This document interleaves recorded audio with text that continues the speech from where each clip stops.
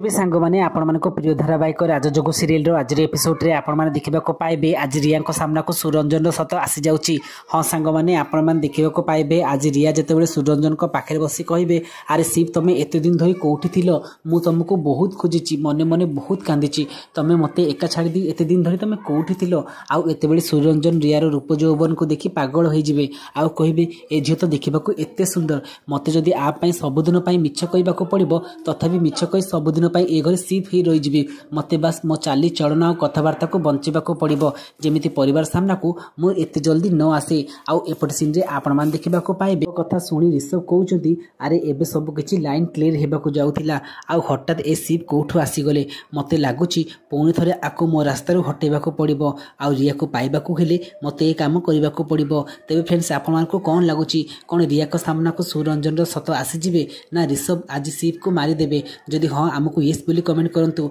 आउ दिया कोन एमिति करी ठीक करिसंती जदि हाँ आउ दिया को जदि भलो पाउथिबे आमको निश्चय कमेंट माध्यम लिखि जणाइबे। आज वीडियोटी भल लागिले वीडियो को लाइक करबा सहित चैनल को नुआ आस्थिले सब्सक्राइब करबे। रहुछु नमस्कार।